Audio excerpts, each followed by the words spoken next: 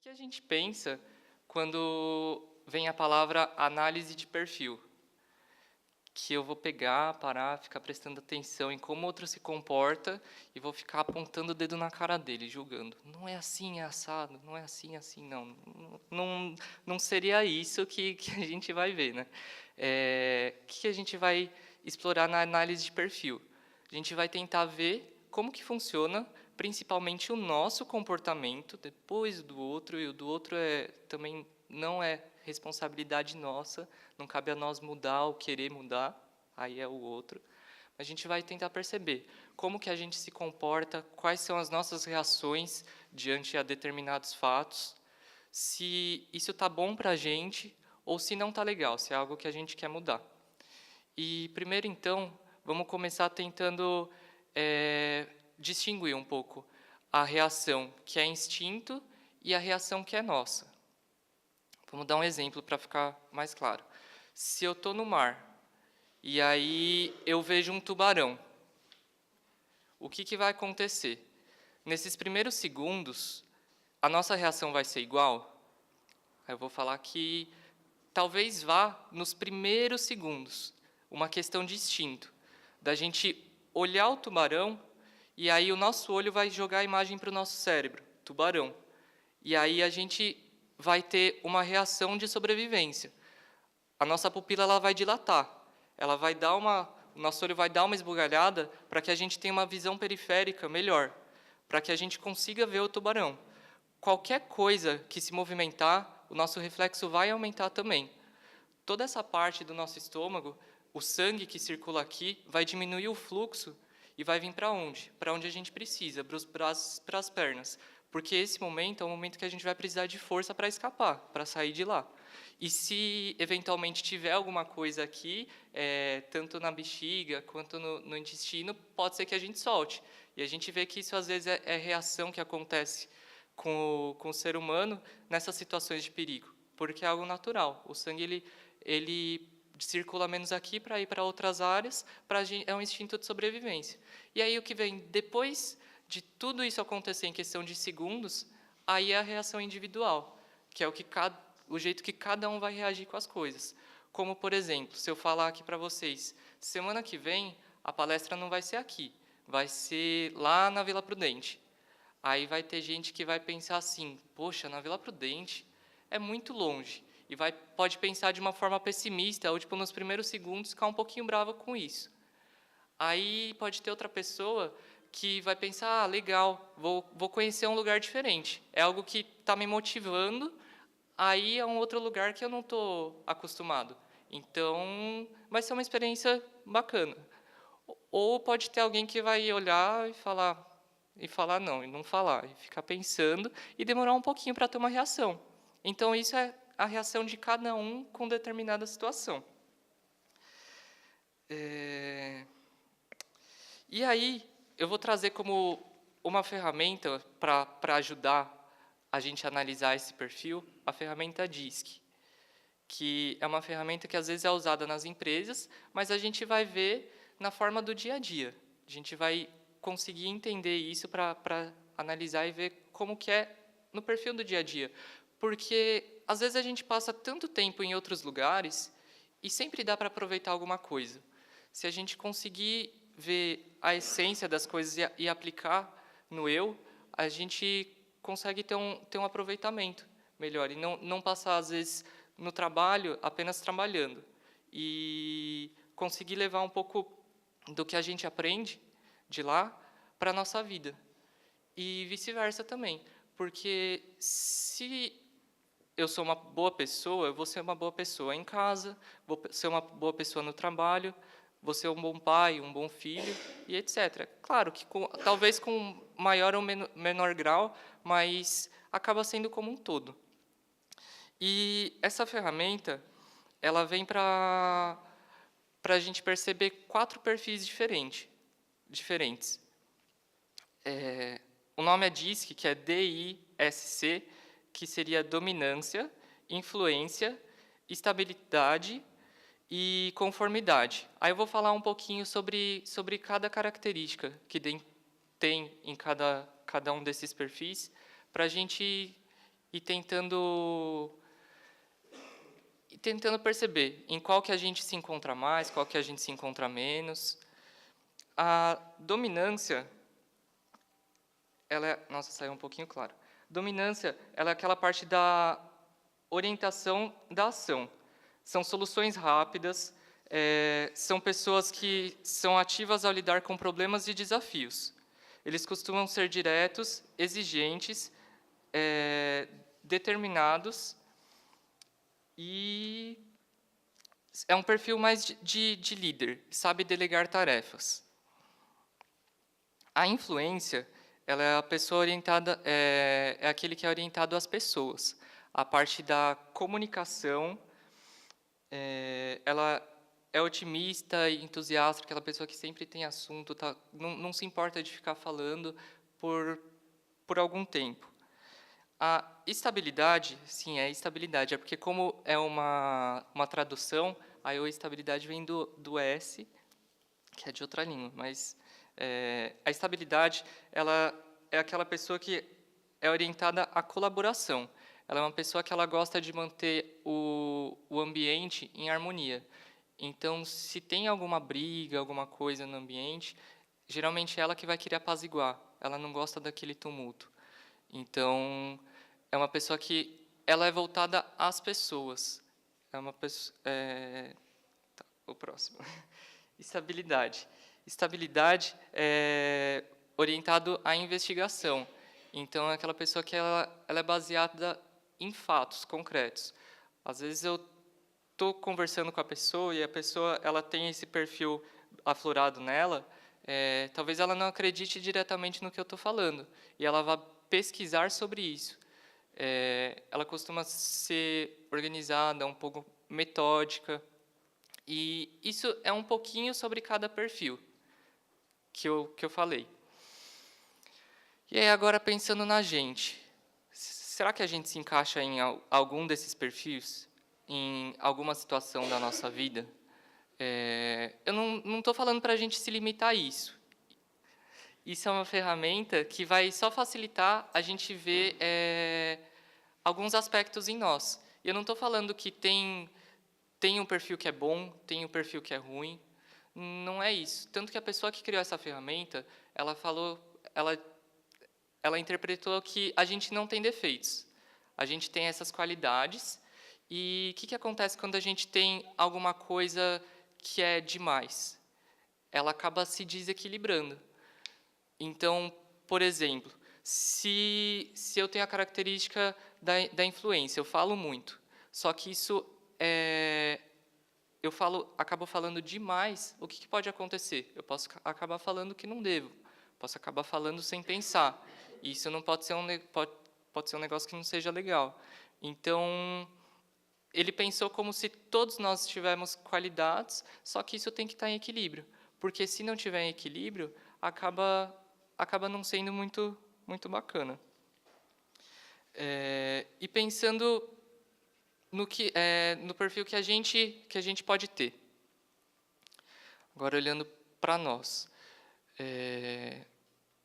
Eu estou feliz com isso? Tá sendo legal? Talvez o meu perfil ele mude em determinadas situações. Eu, por exemplo, eu sou uma pessoa que eu sou um pouco tímido. Tem momentos que eu chego e eu não falo muito, mas aqui é um momento que eu estou precisando falar, estou precisando me comunicar. E eu tenho que trabalhar isso da melhor forma para conseguir passar o conteúdo, tipo, a mensagem para vocês que estão ouvindo. Então, vai ter momentos que a gente vai precisar trabalhar mais um perfil, vai ter momentos que a gente vai precisar trabalhar outro. Não é todo lugar que a gente vai chegar e vai sair delegando tarefas. Mas, ao mesmo tempo, tem alguns lugares que, se você não delegar tarefas, você vai ficar sobrecarregado. E a gente também não pode abraçar o mundo com os braços. Talvez não dê certo isso. A gente fique sobrecarregado. Tem momentos que a gente vai estar passando e vai ter uma pessoa que não está legal. E é legal a gente ter esse perfil da estabilidade, de chegar e perguntar, e aí, tá tudo bem? Tá tudo legal? Mas tá tudo bem mesmo? Quer conversar? Se não quiser, tudo bem, tipo, é um direito de cada um. Mas se você quiser, saiba que eu tô aqui. Se precisar de alguma coisa, pode contar. E é a gente ter essa percepção. Quais são os perfis que são mais aflorados na gente? Em determinados lugares, o que a gente acha que a gente tem que trabalhar mais na gente? E pensar sempre no eu, em mim. Por quê? Não adianta nada eu ficar analisando os outros, porque eu não sou responsável pela mudança do outro. Cada um tem seu tempo. Do mesmo jeito que eu tenho meu tempo, eu posso muito bem saber o que eu tenho que mudar, mas talvez eu ainda não consiga mudar isso, mas eu também tenho meu tempo de mudança. E o outro também, só que a gente não pode forçar o outro a mudar. Agora a gente pode se forçar a mudar.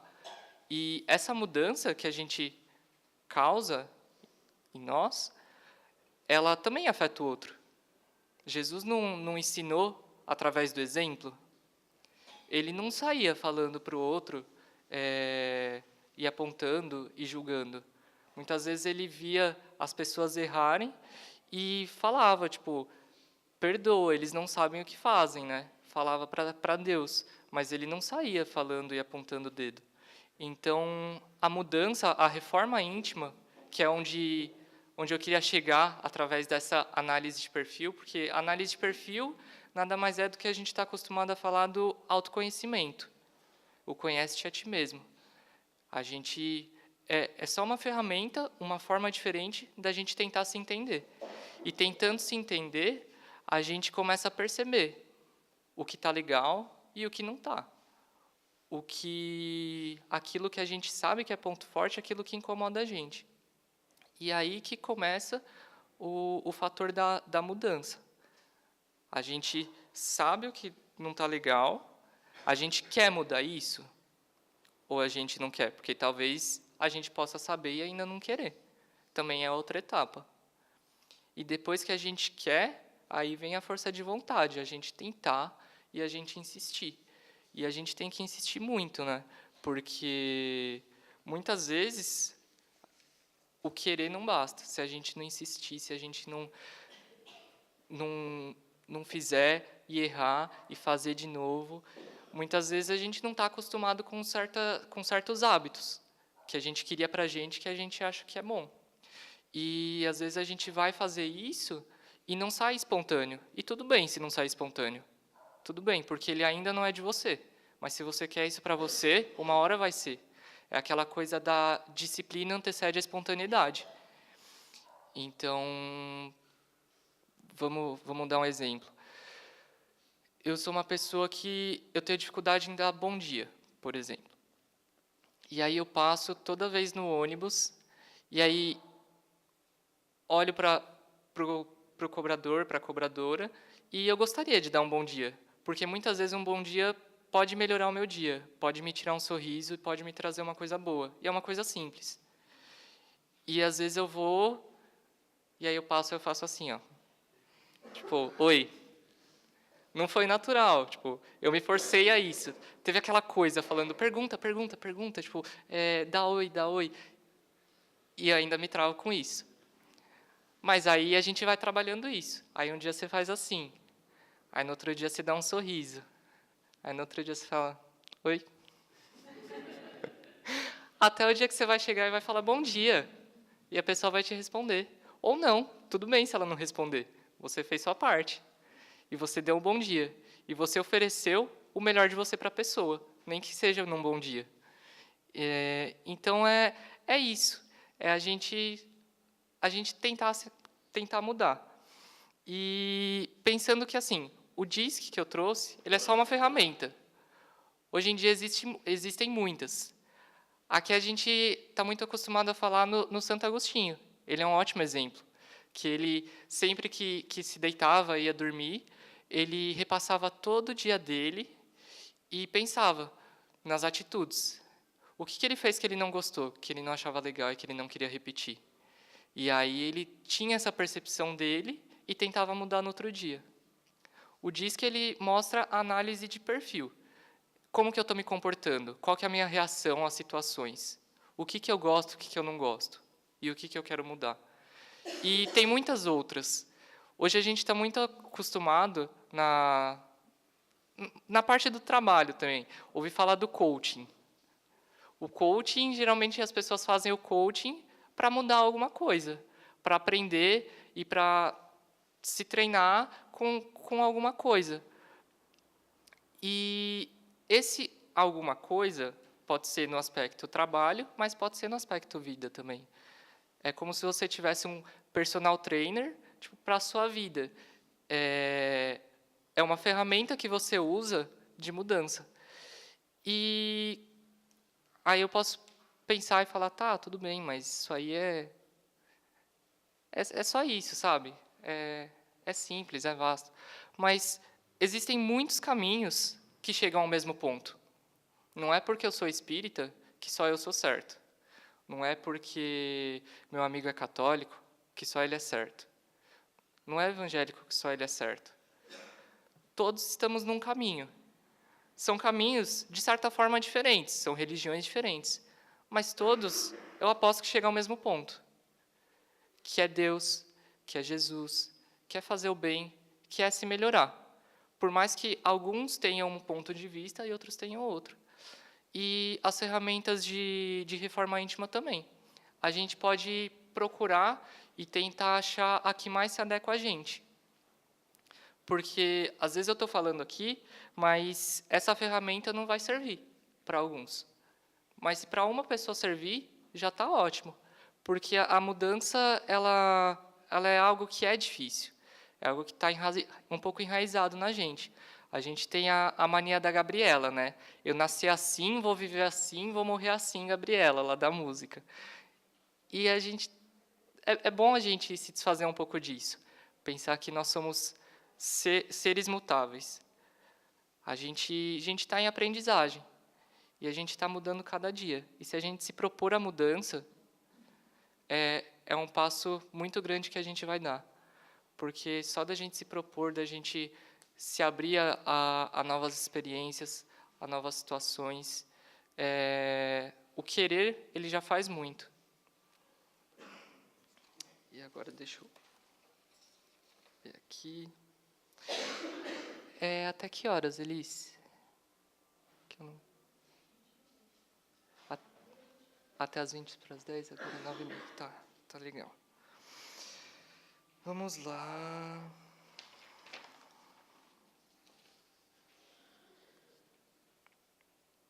Espera aí que eu me perdi, gente. Só um minuto. E aí, saindo um pouco dessa parte da análise, o que isso puxa muito para a gente? O convívio. A gente está aqui tanto para mudanças, para reforma íntima, quanto para conviver. Senão a gente não estaria na Terra. A gente tem que aprender com o outro, a gente tem que aprender a lidar com o outro. Isso é algo que assim não dá para negar. E qual que é a maior forma que a gente tem de trocar a experiência com o outro? Muitas vezes é a conversa, é a fala. E como que a gente anda falando com o outro? Meus pais estão lá, devem estar passando um monte de coisa na cabeça deles, né? Porque eu estou falando aqui, tudo bonitinho, tudo calmo, mas eu não sou assim em casa. E a gente fala, né, que em casa é nosso maior laboratório. É onde a gente tem as maiores dificuldades. Realmente, a gente escolheu nascer na família que a gente nasceu. E se muitas vezes tem briga, tem atrito, tem alguma coisa, é proposital. É porque a gente tem que passar por isso. E cabe a gente também querer mudar. Agora eu vou falar por mim. Muitas vezes eu me travo a mudança em casa. É errado isso. E tudo bem, tipo, é uma fase. E eu vou passar. E nós vamos passar dessa fase. Cabe o quê? A gente querer mudar um pouco também. Como que a gente está se comunicando? Outro ponto que ela da optativa que eu comentei também, é a comunicação não violenta, que a gente vai trabalhar. O que seria a comunicação não violenta? É a gente tentar falar sem julgamentos. A gente falar como que realmente está acontecendo aquela situação e como a gente se sente com essa situação. Não é falar assim, pô, Vinícius, você ia dar palestra aqui, você se atrasou 20 minutos, meu. 20 minutos, e começar a repetir isso. Tudo bem, o 20 minutos já foi um ponto, uma questão errada que eu falei. É, tipo, você chegar e falar, Vinícius, você se atrasou muito, você se atrasou demais. Isso é inaceitável. E aí isso é diferente de falar, ó, Vinícius, a gente estava te esperando aqui para fazer a palestra, e você se atrasou 23 minutos. Realmente eu tinha me atrasado. Estou dando exemplo, tá, gente? Eu não me atrasei tudo isso. Nem me atrasei, cheguei aqui antes. Mas. E aí você se atrasou 23 minutos e eu fiquei um pouco chateado com isso. Isso me causou uma ansiedade, que eu sei que é uma coisa que eu preciso trabalhar em mim. Mas vamos tentar conversar? Se você for se atrasar, tenta me avisar, que aí eu melhoro isso, eu tento melhorar esse aspecto em mim também. O que aconteceu? Eu falei o fato real, como era, que eu tinha me atrasado 23 minutos. A pessoa disse como que ela se sentia em relação a isso. O que causava nela? Causava uma certa ansiedade, porque ela estava me esperando. Isso é uma coisa que ela também se abriu para falar comigo. Ela falou como que ela se sentia. E quando a pessoa muitas vezes se abre com a gente se sente um pouco melhor para se abrir com ela. Quando você vê que uma pessoa está fragilizada, dificilmente você vai lá pisar nessa ferida dela. Você vai falar, opa, ela não está só tipo com muita raiva e brava comigo, e então não vou ficar com muita raiva e brava com ela. Ela está mostrando como que ela se sente. Então vamos tentar melhorar isso, porque ela quer melhorar. Na comunicação não violenta, a gente tenta fazer isso. A gente tenta mostrar os fatos, sem julgamentos. O que é o sem julgamentos? É falar, você se atrasou muito. Quanto que é muito? O muito meu pode não ser o muito seu. Então, isso é muito relativo. Isso é muito relativo. E quando você vem com os fatos, você fala o que realmente aconteceu. Quando você mostra o que você está sentindo diante a isso, você está se conhecendo também, porque a gente está muito acostumado com, e aí, está tudo bem? Está tudo bem. E não falar realmente como está. Então, a gente mostra como que a gente está se sentindo diante dessa situação. A gente acaba se fragilizando, se abrindo para o próximo. Então, isso quebra um pouco do nosso orgulho em relação nessa comunicação. E a gente tenta se resolver. A gente tenta propor uma solução ou perguntar para a pessoa, o que você acha que seria legal para melhorar isso? Também é uma questão. E é isso que a comunicação não violenta vem trazer para a gente, né? É a gente tentar conversar e se entender na conversa. Eu gosto muito de analogia. Desde pequeno, assim, quando eu vim aqui na evangelização e eu via a tiazinha contando as historinhas, eu adorava, e tem historinha que eu gravo até hoje. E eu aprendi, em um estudo da mocidade com a Rafa, que faz psicologia, que a gente aprende tudo por associação, por mais que às vezes a gente não perceba. E às vezes, quando tem essas associações maiores em relação a fábulas ou a outras coisas, às vezes a gente aprende mais rápido.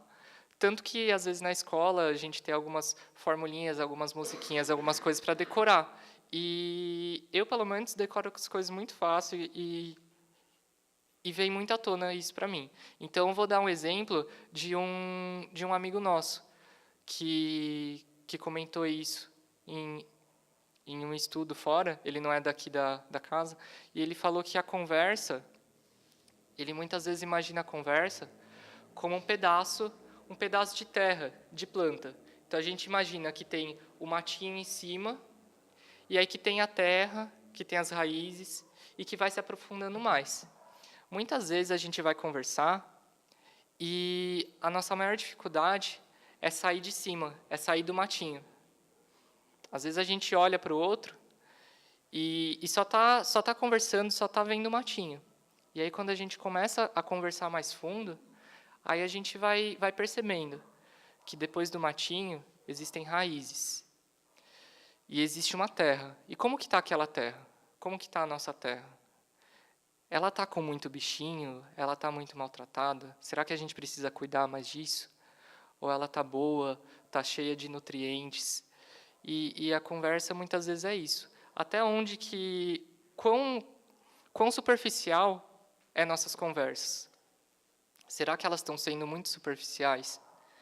Será que a gente tá só falando e nos ouvindo? Será que a gente está ouvindo o outro? Com uma conversa a gente pode resolver muitas coisas. A gente pode resolver briga, a gente pode se resolver, a gente pode fazer N coisas. A gente pode passar mensagem, a gente pode influenciar tanto para o bem quanto para o mal. O poder da conversa ele é muito grande. E o que a gente está fazendo com esse dom que a gente tem, que foi dado para a gente? Será que a pessoa não tá legal num dia? E tudo bem, a gente não é 100% responsável por isso. Mas será que a gente não pode ser responsável por ajudar ela a melhorar? Será que tem uma pessoa que não tá legal, a gente deu um tapinha assim, melhora aí, tá tudo bem, tá tudo legal. Claro que tá tudo legal. Se tá tudo legal pra mim, é muito fácil falar isso. Mas e se a gente senta, se a gente conversa, se a gente se abre?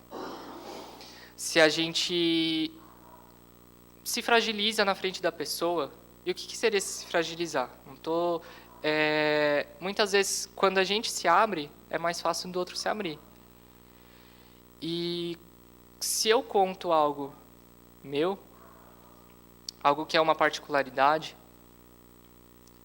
talvez a pessoa confie mais em mim. Talvez não também.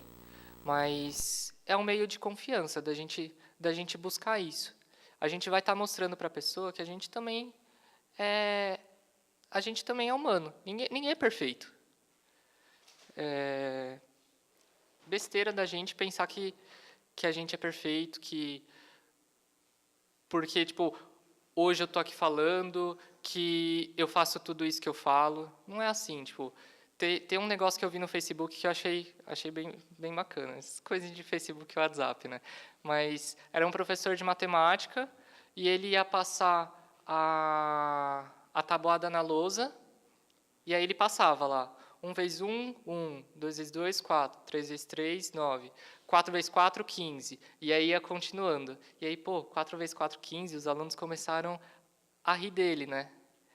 E aí ele falou, é assim, né? Muitas vezes as pessoas veem a gente pelos erros. Mas e tudo aquilo que eu passei para vocês? E todo aquele conhecimento que eu estava aqui passando para vocês? Como que fica? Tipo, ninguém é perfeito. Todo mundo, uma hora vai errar, vai cair em falha. A gente está aqui na Terra. Talvez eu esteja sendo até um pouco repetitivo, porque eu comecei falando isso. Mas é o que acontece. A gente tem muitas vezes que abaixar um pouco o nosso ego, mesmo que seja inconsciente. E procurar perceber que nós somos como todos. A gente pode ser único, pode ser um espírito único, uma particularidade, um ser mutável, sim. Mas está todo mundo no mesmo barco. E a gente está aqui para se ajudar. Então, seria isso se abrir. Seria falar, poxa, comigo está acontecendo isso, isso, isso. Eu estou em tal situação. Eu não sei o que você está passando. Eu nunca passei por isso. Mas, se você quiser um ouvido, talvez eu não te dê o melhor conselho. Mas se você quiser um ouvido, pode contar comigo, pode falar comigo. E talvez você não precise dizer nada. Só de você estar lá do lado, segurar a mão da pessoa também, já vai ajudar. Então vamos pensar nisso. Vamos pensar nas nossas ações, nos nossos comportamentos, nas nossas conversas. Vamos ver o que a gente quer mudar. Vamos tentar se forçar a mudar. Ultimamente eu estava pesquisando um pouco sobre essas partes do cérebro, que eu estava vendo um pouco sobre a parte hipnótica, e eles mexem muito com isso do cérebro. E eles falam que no consciente está a força de vontade. E muitas vezes a força de vontade, ela não é o suficiente para a mudança. Precisa um pouco mais do que isso. Porque ela ainda está no consciente. E quando a gente gera mudança real na gente, isso vai para o subconsciente. E é muito difícil as coisas irem para o subconsciente, porque tem uma parte do nosso cérebro que não quer gastar energia. E muitas vezes a gente gasta menos energia fazendo aquilo que não melhora. Deixando uma sugestão que deixa a gente para baixo entrar, do que uma sugestão que vai fazer mudança, que vai gerar mudança. Porque quando a gente gera mudança, muitas vezes é difícil e gasta essa energia. Então, a gente precisa lutar e ir além dessa força de vontade. Muitas vezes mais do que falar, eu vou parar com esse vício. Eu vou parar, talvez, de chegar em casa todo dia e sentar ou no computador ou assistir televisão e deixar de fazer meus afazeres para fazer isso. Porque tem coisa que a gente faz que vai no automático. Porque muitas vezes já entrou para o subconsciente. E aí a gente tem essa força de vontade, a gente tem essa consciência de mudar. Mas muitas vezes só isso não basta para a gente parar de tomar essas atitudes. Então, às vezes procurar ajuda, ir num psicólogo ou tentar se forçar a fazer outra atividade e começar a gerar essas mudanças e persistir nisso é o que vai tornar a mudança. Ser mais forte ainda do que só essa força de vontade. E aí, isso também vai linkar com aquilo da disciplina antecede a espontaneidade. A gente quer mudar, ainda não é espontâneo, mas vamos forçar. Vamos forçar para conseguir essas mudanças. Claro. Quem tem um Ford Ka CX-Y 2501, é para tirar o carro, acho que alguém está tentando guardar na garagem. Eu fui do lado de cá, eu deixo tanto assim antes da porta. Eu sei, é o rapaz da frente, ele sai assim, ó. Eu falei, meu Deus. É 20 para as 10? Então, acho que já...